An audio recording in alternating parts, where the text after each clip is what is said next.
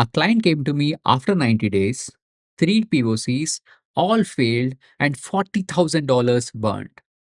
Zero system was actually deployed. And they tried everything. They tried complex multi-agent system, simple single agent, and they've also implemented the LangGraph orchestration. Nothing worked. And today, I'll walk you through all the three attempts and I'll tell you what went wrong, what we tried instead, and the system that finally made it to the production, which were able to handle 500 requests per day, 99.4% success rate, and deployed in just 3 weeks. And this is about a real production architecture look like. So let's get into it, guys. So here, this is what they actually came to me with. So 90 days of development, and they had three different attempts which were actually failed and three different architectures. They all looked great in demos, but none of it made it actually to the production, and $40,000 were burned. So this included engineering time, LLM cost, infrastructure setup, all down the drain. Now, these three failed attempts, it was not because they had bad engineer. It was not because they had bad technology, or it's not because that they are bad, but it's because of the architectural choices that they used it, which look right, but in reality it was not. So as a result of this, zero systems deployed. So after 90 days, they had nothing in production. So if you take a look into their demos were amazing. It was beautiful. But production system, zero. And the pressure was actually mounting in them. And the leadership was asking the question as, does it even get ready? So the team was burnt out. And most importantly, they needed help. So let me walk you through what went wrong and more importantly, why. See, let's start with the first approach. They started with what everyone recommends. They started with the multi-agent system, which is basically planner agent, research agent, writing agent, and the review agent. A clear separation of concern. Each agent has one job. It's a textbook architecture is what we call it in multi-agent scenario, right? Now, what looked good? Well, it really looked good in demos. Amazing. The planner agent which they had actually built, it routes to the research agent, and the research agent will gather the information. The writing agent will compose the response, and review agent will check for quality. Beautiful flow. It is very much impressive to the stakeholders, and it followed every best practice that they could find. But the reason it failed, because it failed in production. Because in production, one of the key problem that was having is it was too slow. It was taking 5 to 8 seconds per request. Why? There were four LLM calls in sequence. Planner had 1 to 2 seconds. Research had, let's say, 2 to 3 seconds. Writing took another 1 to 2 seconds. And review just took one more second. So total it was coming to 5 to 8 seconds. And users expect 2 seconds max, isn't it? And the second problem they had was debugging. If there is any challenge or if there is any failure in the request, the question would come as which agent failed? Was it bad planning? Was it bad research? Or was it bad writing? Or was it bad review by the review agent? You have to trace through four different agent logs. That means you need to go through four different prompts, four different state transition, and debugging took actually hours. And the third problem that they had was state management nightmare. So how do you pass the state between the agent? What if research agent finds nothing? What if the writing agent fails? Do you retry that particular agent or do you restart from the planner? And every edge case required new state logic. Now, as a result of this, the code become a mess. So production readiness was 0% in this scenario. So after spending 4 weeks into this development, So they had a system that was very slow to process, impossible to debug, and it is too fragile for production. So this attempt one of implementing the multi-agent system failed. So they moved on to the attempt number two. Okay, so multi-agent was too complex for them, and they decided that let's go other way. Let's try out simple agent. So one agent, one prompt, and all the logic were included in the prompt engineering. Now, here is the best part. After implementing this, it was pretty much faster. It was just taking 1 to 2 seconds. That's acceptable. And since it's a single agent, there's no orchestration, there's no state management, there's no agent coordination. It's very much easy to deploy. Just prompt, LLM, response. There's no complexity. One file, one prompt, easy to understand. Perfect, right? Well, this failed as well. Why it failed? See, for 2 weeks, it actually worked. It was able to work effectively and they were really happy. And then the edge cases started appearing. So that was the major problem. They could not handle the edge cases. If the user asks as if the user asks a question, let's say there is no data.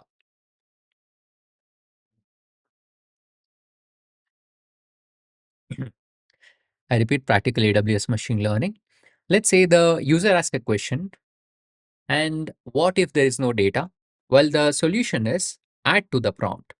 The user asks, what if the data is ambiguous?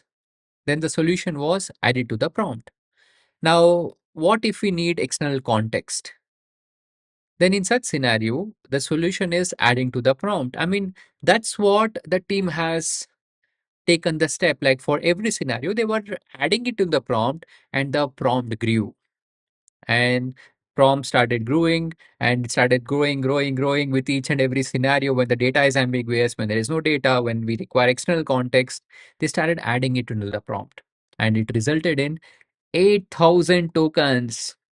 So when there is 8,000 tokens, what could be the challenge? Think about it. So every new requirement is nothing but reading the entire 8,000 tokens prompt, finding the right section, editing without breaking other logic that they might have mentioned, and testing everything again. So one change could actually break the other behaviors that they have set out for their system. So this resulted in quality degradation, and which resulted in missing instruction in some scenarios. In some cases, they've also started observing that they started conflating the different rules. It started becoming inconsistent. The logic was intertwined. So overall, it was inflexible. So what it means is, if you want to add the new feature, they have to rewrite the entire prompt. If you want to do A/B testing for a particular change, then duplicate this 8,000 tokens and modify it. And it was not a sustainable choice for them. So this attempt to was down the drain again. So what they did was the next approach, that is attempt number three. And this time the approach was little different. They have chosen the LangGraph orchestration. So multi-agent was too complex for us. Single agent was too simple. Let's use the framework like LangGraph, like where it will have state machine, will have a conditional routing, graph-based orchestration, the core recommended way that everyone talks about in the industry. So what looked good was the flexible routing. It was able to handle the complex flows, framework recommended approach. So like with this approach, let's say if they wanted to do a research, then it will go to a research node. If they wanted to do the writing, it will go to the writing node, because as you know, like the LangGraph supports this workflow based approach, and we'll have nodes and edges, and we could use this approach to our advantage, and we could create the dynamic flow. So it was able to handle the complex flows, loops, conditional branch, parallel execution. It was all possible for their workflow. Now here, the LangChain actually, if you look at, they actually, what they did was they looked into this LangChain documentation, and the LangChain documentation says that they have to use LangGraph, And the tutorials that they have referred to, it showed us how to use the LangGraph, and even the best practices recommended the same. So from their standpoint, with all these functionalities that they would get in LangGraph, it would be a right choice, right? But even in the third attempt, it failed. See, one of the key problem was debugging was impossible. If there is any issues in the request, if there is any failure in the request, where did it fail? So in such scenario, okay, let's check the graph execution. Oh, it went through 7 nodes, 3 conditional branches, 2 loops. Which node actually failed? Or what was the state at that node? Or why did it route there? Debugging actually took 3 to 4 hours per bug that they were having. And second problem was the graph logic started becoming like a spaghetti. So they started with the clean graph, input, route, execute, output. It was nice and simple. Then they started looking into the edge cases. So input, route, if X, then A, else B. Then if success, then C, else D. So if retry E and F, and they started creating these kind of structure over there, and the graph suddenly became like a maze. And the third problem that they had was the team couldn't understand the flow. So let's say a new engineer joins. Now he would ask a question as, how does it work? Well, you start here, then check this condition, route here, then based on this, go here and there. Oh, if the state is set, then this. Uh, After this state, this is the next state that you have to refer to this node, but only if a certain condition. So nobody could actually hold the entire flow in their head.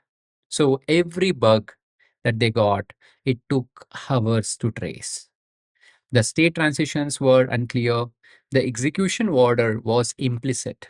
So the debugging required the clear understanding of the graph definition, tracing the state changes, understanding the conditional logic, and guessing the execution path. So if you take a look at it, even with this graph implementation, the production readiness was just close to 40%. So it's too risky, as I've already talked about in the earlier videos. So that's very hard to maintain. So even this attempt 3 was failed. So what finally worked for them is this. So after 3 failures, we went back to the first principles. We started by understanding as what do we actually need right here? So they required fast responses, that is less than 2 seconds. They want the system which is easy to debug, flexible for new requirement, and team can understand it. The solution is very simple: single agent with worker pattern, not a multi-agent, not a pure single agent, which is a hybrid approach. So one planner which makes the routing decision based on the input, which tool should I call? Clear decision logic is controlled over there in the one planner. It is easy to debug, one prompt, one responsibility. And we'll also have the specialized tools. So each tool does one thing, like research tool will fetch the data, writing tool will format the response, validation tool will check the quality. So these tools are deterministic in nature, which are easier to test, easy to debug. So there's a clear separation. That is, planner is where the routing logic would live. Should I call the research, writing, or validation agent? And tools is specifically for execution. So let's say research tool will hit the API and it will return the data. Writing tool will format this data. So there's no overlap. There's no confusion.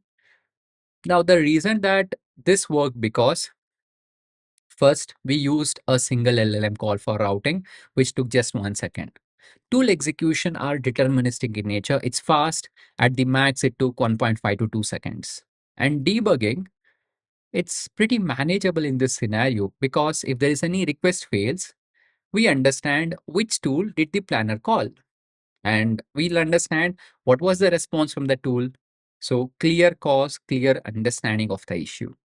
And if there's any new requirement, let's say we need to add a new tool, we'll just update the planner's routing logic. There's no need to rewrite everything for us. The planner decides the tool will be executed. That's it. And even if the new engineer joins, he can understand this entire flow in just 30 minutes. So this is a production ready And this was deployed in 3 weeks, not 90 days, just 3 weeks, because it was debuggable. The team could understand it. It actually worked. So, guys, the results, let me show you the results. This is the number that I want you to focus on. From starting the new architecture to the production, week one, we actually built the planner with 3 core tools. On week two, we actually added, let's see if I have mentioned here. Okay, so what we did was on week one, we built the planner and 3 core tools. On week two, we added 2 more tools plus testing of edge cases. On week three, deploy, monitor, and iterate. That's it. This is the pattern that was followed. And compared to that, 90 days, 3 failed attempts, which was done by them. 500 requests per day, we were able to process it. And the best part was here, we were able to handle the real production traffic, not demos, not POC, real users, real request, and 99.4% success rate. So that means out of 500 requests per day, 497 succeeded and 3 failed. And why they failed? We know exactly why, because of the logic that we have implemented, and we can fix it in hours, not days. So from 40K burned and 0 deployed system, they had spent around, I think for first attempt, they spent around 15K, second attempt, another 12K, third attempt, 13K, total 40K with nothing to show. Then with just this fourth attempt, with just around close to 8K, they had a working production system. The difference is the architecture that matched their constraint, not the best practices, not the fanciest approach, the one that actually worked. So these are the key lessons that you need to learn from this case study. Lesson number one, complexity kills POCs. So multi-agent systems looks impressive. In demos, it looks really well, but in production, they die during debugging. If you can't debug it, you can't deploy it.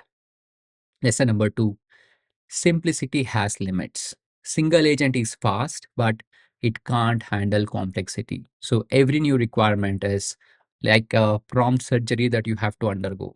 It's not scalable.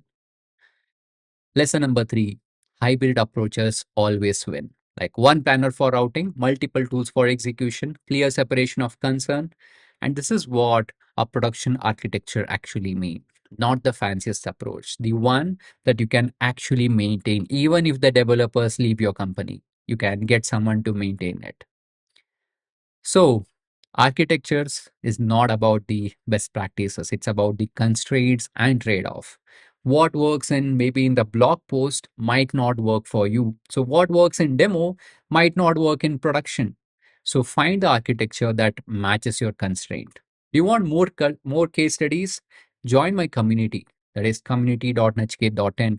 And if you want to learn these kind of production architecture in detail and understand how to design properly, I'll share it in my bootcamp. Check out the bootcamp.nachiketh.in and see you on the next video. Subscribe to our channel if you're new to us. Thank you for watching, and I'll see you next time.